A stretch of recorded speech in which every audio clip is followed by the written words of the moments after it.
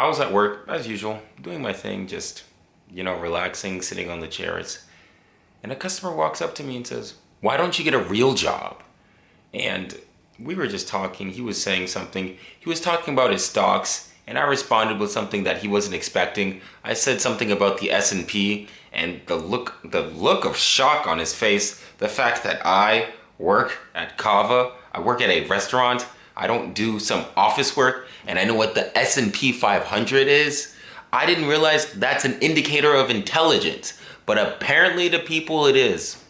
And his knee-jerk reaction was, "Why don't you get a real job?" The thing is about getting a real job, those real jobs, I've done a video on office jobs are mid, and I've also done another video on class is more important than your race in America.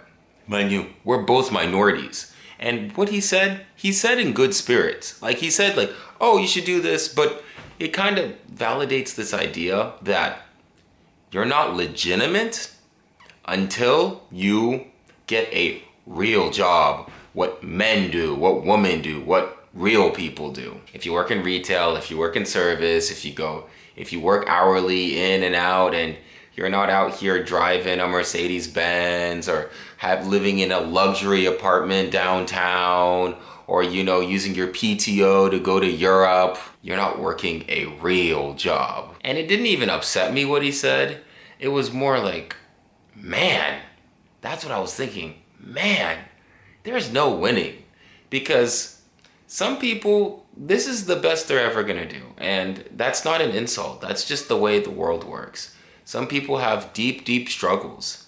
And working a retail job is a huge win for them because they may come from abusive backgrounds or low self-esteem, or I don't know what people's contexts are.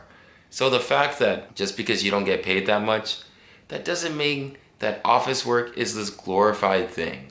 The fact that there's this hierarchy on pay, and yes, it's great to make money. Money's great. I'm not saying, don't get me wrong, I want my Lamborghini too. I'm not saying I don't. But this whole thing that I need to get a real job so I can enter the workforce and be a real man and do this and go to school.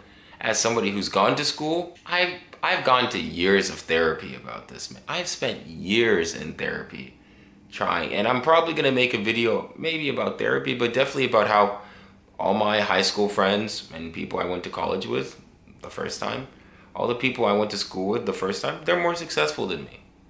And that's a-okay. I've come to peace with that. I've come to terms with I probably won't be as successful as my friends. And that's okay. I don't know why we always have to climb to the top. I gotta be the top boy. I gotta win. I gotta do this. I gotta do that.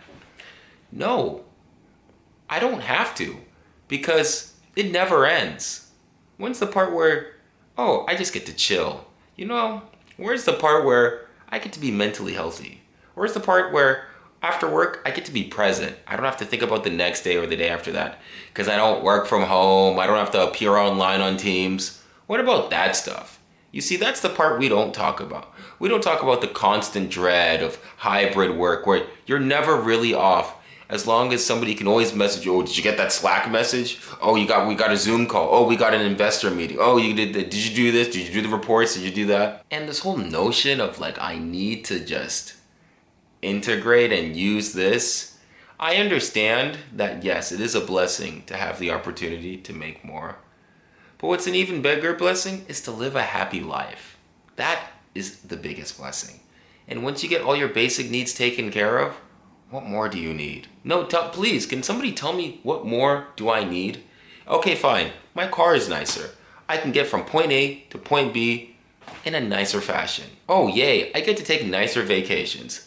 And I love travel. Traveling is amazing. I would love to go to Europe, South America, Asia, and all that. But my life isn't complete because my Instagram has different locations and you can't keep up on where I'm at. And so I post periodically for you guys to think that I'm at a different place and my life is more exciting than it is, when really I'm miserable and in debt and I can't keep up with what I present on social media. It's weird that you have to keep this perception You have to always keep running on the treadmill, keep going and going and going and going and going, and it never stops. It doesn't end. There isn't a final destination. The plane doesn't land. And I don't know when people need to hear this or who needs to hear this.